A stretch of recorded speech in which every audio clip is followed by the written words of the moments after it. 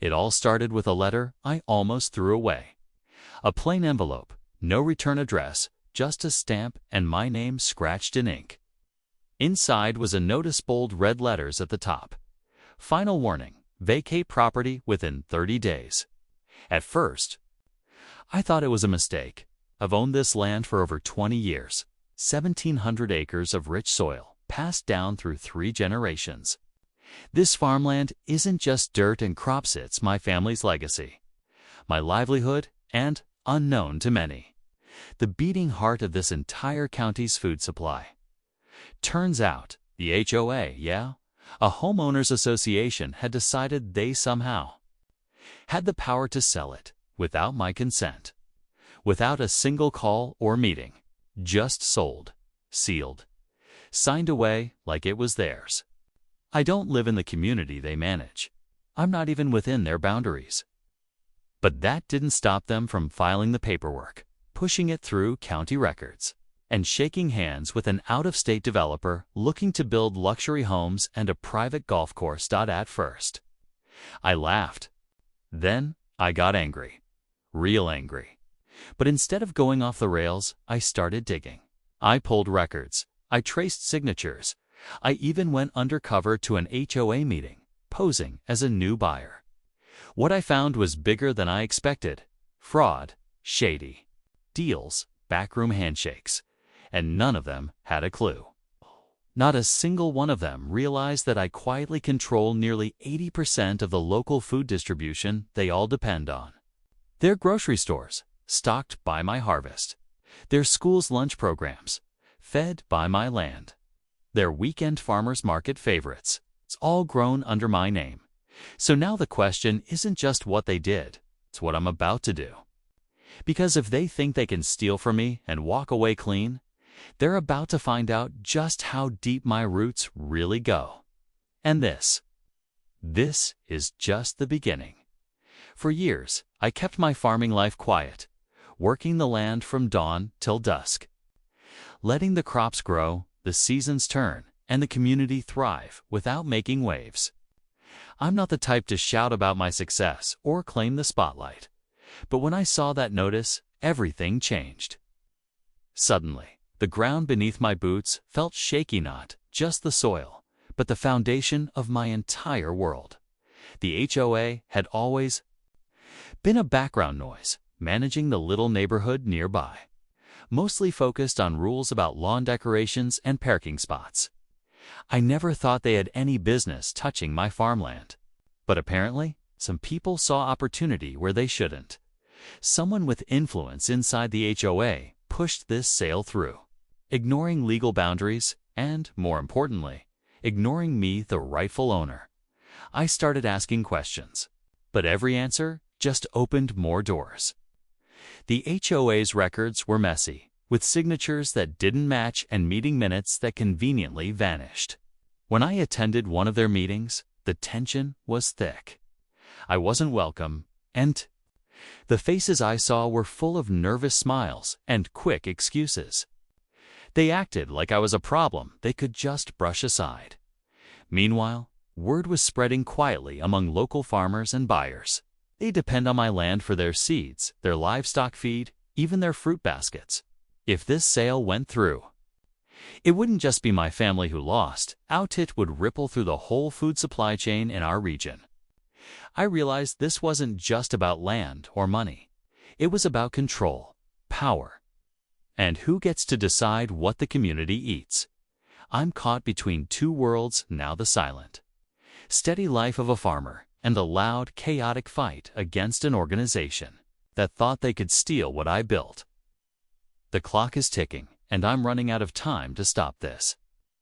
But how do you fight an invisible enemy that doesn't even recognize the ground you stand on? The answers are buried deep, and the next move could change everything. As I dug deeper, I realized this wasn't just a simple case of overreach. It was a tangled web of interests pulling strings behind the scenes. The HOA board members weren't just random neighbors. Some had close ties to real estate developers hungry for land to build sprawling subdivisions. It felt like a slow-moving storm gathering strength. and my farmland was caught right in the eye at the same time. I began hearing whispers from the local farming community friends who relied on my land for seeds or sold their goods through my network. They were worried. Some hinted at secret meetings where the developers promised better roads, more jobs, and flashy new businesses if the sale went through. But what they didn't say aloud was how those changes could wipe out the small farms, the independent growers, and the traditions that had kept this place alive for generations. Meanwhile, there was tension within my own family.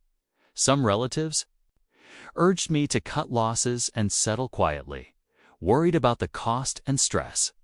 Others wanted me to fight with everything I had. The weight of those conflicting voices made me question my own next steps. Should I confront the HOA head-on or find another way to protect what's mine? Adding to the complexity, I discovered irregularities in the county's land records. Somehow, the HOA managed to file paperwork that looked legitimate on the surface but skipped essential approvals. It was a loophole exploited by those who thought they could outsmart the system. But I knew I had to expose this before it was too late. Every phone call, every meeting, every piece of paper led to more questions. Who really benefits from this sale? How many people are in on it? And most importantly, how do I stop them without losing everything? The stakes are higher than I ever imagined, not just my land, but the future of the entire community's food supply. The battle lines are drawn, but the fight is far from over. And as shadows close in, I'm realizing that sometimes the biggest threats come from the places you least expect. The closer I got to the truth, the more I felt eyes on me, watchful, calculating. Phone calls went unanswered. Doors I knocked on stayed closed. It was clear someone wanted me to back down, to stay silent, but I couldn't. The land wasn't just dirt and crops. It was the backbone of the food supply for countless families. Letting it slip away felt like betraying everything I cared about. One evening, as the sun dipped low, I found an anonymous envelope slipped under my door. Inside were photos, documents, meeting notes, emails between HOA board members and developers, proof of a secret deal orchestrated months before I even received the notice. The betrayal ran deep. They weren't just reckless. They were deliberate, trying to erase me from the picture completely. I reached out to a few trusted Alice farmers, local lawyers, even a journalist known for exposing corruption. Each conversation raised more alarms. If this sale went through, it wouldn't just destroy my farm. It would change the entire food landscape here. Small growers would be pushed out, supply chains disrupted, and the community's access to fresh, local food threatened. Meanwhile, tensions boiled over at the next HOA meeting. I showed up uninvited, standing in a room filled with faces that now looked less like neighbors and more like opponents. They tried to dismiss me, claimed I was interfering, but the evidence I held spoke louder than their words. The room buzzed with whispers and uneasy glances. It felt like a powder keg, ready to explode. But just when I thought I had the upper hand, a new challenge emerged. Legal roadblocks, unexpected court filings, and a powerful new player suddenly backing the HOA threatened to tip the scales. It was as if every move I made was met with a counterstrike, pushing me further into a corner. The clock was running out. The sale date was looming, and with every passing day, the farmland I'd nurtured for decades was slipping away. The fight was no longer just about property, it was about survival, justice, and reclaiming control before it was lost forever. And then, just when I thought things couldn't get any more intense, the unexpected happens, something that changed everything. It left me questioning who I could really trust. Just when I thought I had a handle on the situation, a new bombshell dropped that turned everything upside down. While reviewing more documents I'd managed to obtain, I uncovered something no one saw coming. The farmland wasn't just important to the local community. It was tied to a much bigger network, one that stretched far beyond our county lines. The buyers weren't just any developers. They were linked to a national agribusiness giant, company that controlled huge portions of the country's food production and distribution. Suddenly, this wasn't just about an HOA making a shady sale. It was about a powerful corporation trying to swallow up land critical to the food supply chain, and my farmland was a key piece of the puzzle. They wanted control not only over the land itself, but over the very source of the food that fed thousands. This raised the stakes from personal to global. The more I dug, the more I realized how deep this conspiracy went. Local officials I thought were allies started acting strangely, delayed permits, sudden refusals to meet, and even veiled threats to back off. It was clear they were under pressure from higher powers, people who didn't want this story to get out. Meanwhile, I received a cryptic message from someone inside the corporation, a whistleblower, who hinted at even darker secrets. They claimed that once this land was in corporate hands, the plans were to replace sustainable farming with industrial methods that could devastate the environment and drive small farmers like me out of business for good. I felt the weight of the fight pressing down harder than ever. This wasn't just about saving my land anymore. It was about protecting a way of life, a food system at risk, and a community that could be erased if I failed. The question now wasn't just how to stop the HOA or the div. As the sale date drew dangerously close, I knew I had to act fast. Armed with the whistleblower's information and the proof of the HOA's illegal actions, I gathered a small team of trusted allies, lawyers, journalists, and fellow farmers ready to expose the whole scheme. We worked day and night, filing urgent motions, contacting media outlets, and rallying community support.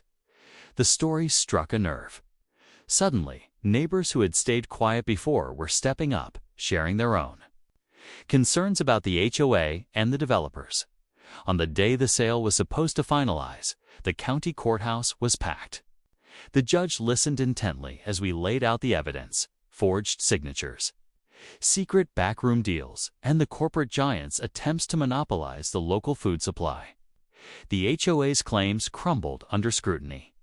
The judge ruled the sale null and void, citing clear violations of property rights and community laws.